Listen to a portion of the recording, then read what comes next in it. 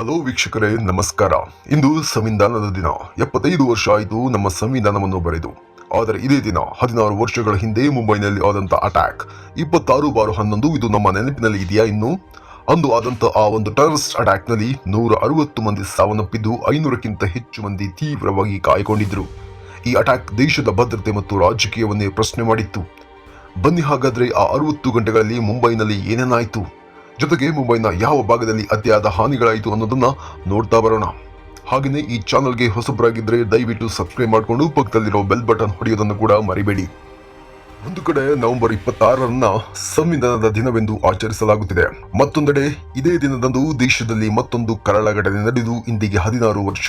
ಇಂತಹ ಕರಾಳ ದಿನವನ್ನು ಭಾರತದ ಜನರು ಮರೆಯಲು ಸಾಧ್ಯವಿಲ್ಲ. ಹೌದು, ನಾವು 26 ನವೆಂಬರ್ 2008ರಂದು ಮುಂಬೈನಲ್ಲಿ ನಡೆದ ಭಯೋತ್ಪಾದಕ ದಾಳಿ ದೇಶ ಮಾತ್ರವಲ್ಲದೆ ಇಡೀ ಜಗತ್ತಿನಲ್ಲೇ ಇದು ಭಾರಿ ಸುದ್ದಿ ಮಾಡಿತು. ಇಂದು ದೇಶವು ಈ ಭಯೋತ್ಪಾದಕ ದಾಳಿಯ 16ನೇ ವರ್ಷದ ಕರಾಳ ದಿನವನ್ನು ಆಚರಿಸುತ್ತಿದೆ. ಆದರೆ ಈ ದಿನವನ್ನು ನೆನಪಿಸಿಕೊಂಡರೆ ದೇಶದ ಜನರು ಈಗಲೂ ಭಯ ಪಡ್ತಾರೆ. ಇದು ಸ್ವತಂತ್ರ ಭಾರತದ ಇತಿಹಾಸದಲ್ಲೇ ನಡೆದ ಅತಿದೊಡ್ಡ ಭಯೋತ್ಪಾದಕ ದಾಳಿಗಳಲ್ಲಿ ಒಂದಾಗಿದೆ.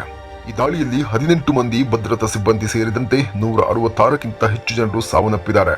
ಜೊತೆಗೆ 500ಕ್ಕಿಂತ ಹೆಚ್ಚು ಜನರು ಗಾಯಗೊಂಡಿದ್ದಾರೆ. ದೇಶದ ಅತ್ಯಂತ ಸುರಕ್ಷಿತ ಸ್ಥಳಗಳಲ್ಲಿ ಒಂದಾದಂತ ಮುಂಬೈನ ತಾಜ್ ಹೋಟೆಲ್ ಅದನ್ನ ಭಯೋತ್ಪಾದಕರು ಗುರಿಯಾಗಿಸಿಕೊಂಡು ತಮ್ಮ ಗುರಿಯನ್ನು ಸಾಧಿಸಿಯೇ ಬಿಟ್ಟರು.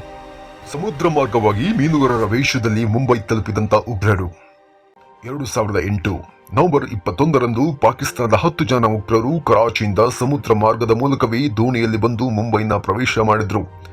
ಭಾರತೀಯ ನೌಕಾಪಡೆಯ ಕಣ್ತಪ್ಪಿಸಿ ದಾರಿಯಲ್ಲಿ ಬರುವಾಗ ಸಿಕ್ಕ ಭಾರತೀಯ ದೋಣಿಯನ್ನು ಕೂಡ ಅಪಹರಿಸಿ ಹಡಗಿನಲ್ಲಿದ್ದಂಥ ಎಲ್ಲ ಜನರನ್ನು ಕೊಂದು ನಂತರ ಅದೇ ದೋಣಿಯನ್ನು ಬಳಸಿ ಕೊಲಾಬಾ ಬಳಿ ಮೀನು ಮಾರುಕಟ್ಟೆಗೆ ರಾತ್ರಿ 8 ಗಂಟೆ ಸುಮಾರಿಗೆ ಬಂದಿಳಿದರು. ಸ್ಥಳೀಯ ಮೀನುಗಾರರಿಗೆ ಅವರ ಮೇಲೆ ಅನುಮಾನ ಬಂದು ಪೊಲೀಸರಿಗೆ ಮಾಹಿತಿ ನೀಡಿದ್ರೆ ಪೊಲೀಸರು ಇದನ್ನ ನಿರ್ಲಕ್ಷ್ಯ ಮಾಡಿ ಲಘುವಾಗಿ ಪರಿಗಣಿಸಿದ್ದಾರೆ. ನವೆಂಬರ್ 26ರ ತನಕ ಮುಂಬೈನಲ್ಲಿ ಎಲ್ಲವನ್ನೂ ಪರಿಶೀಲಿಸಿದಂತ ಉಗ್ರರು ಅದೇ ದಿನ ಸಂಜೆ ತಮ್ಮ ಪ್ಲಾನ್ ಅನ್ನ ಕಾರ್ಯಗತಗೊಳಿಸಿದ್ದಾರೆ. ಮುಂಬೈನ ಹೆಮ್ಮೆ ಎಂದು ಕರೆಸಿಕೊಳ್ಳುವಂತ ತಾಜ್ ಹೋಟೆಲ್ನನ್ನ ಉಗ್ರರು ಸಂಪೂರ್ಣವಾಗಿ ಧ್ವಂಸಗೊಳಿಸಿದರು.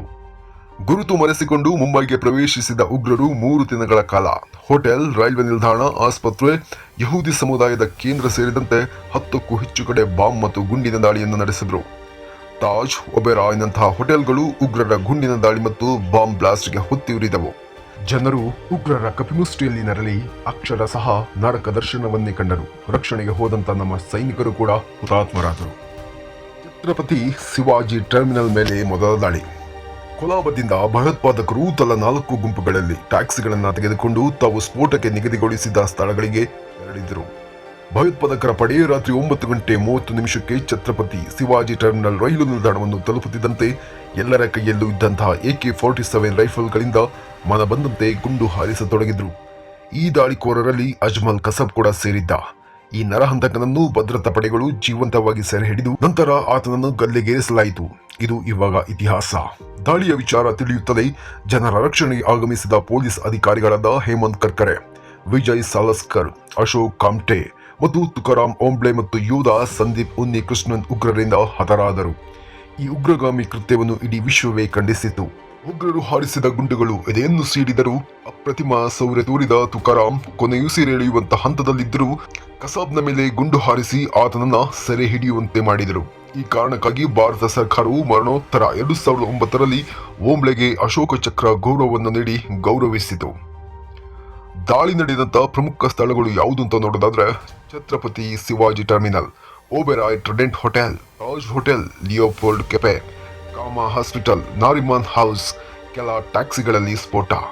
ತಾಜ್ ಹೋಟೆಲ್, ರೈಲು ನಿಲ್ದಾಣಗಳು ಮತ್ತು ಪ್ರವಾಸಿ ತಾಣಗಳನ್ನು ಗುರಿಯಾಗಿಸಿಕೊಂಡು ದಾಳಿ ನಡೆಸಿ 58 ಜನರನ್ನ ಬಲಿ ಪಡೆದಿದ್ದಂತ ಅಜ್ಮಲ್ ಕಸಬ್ನನ್ನ 2012 ನವೆಂಬರ್ 21ರಂದು ಪುಣೆಯ ಯರವಾಡ ಜೈಲಿನಲ್ಲಿ ಗಲ್ಲಿಗೇರಿಸಲಾಯಿತು.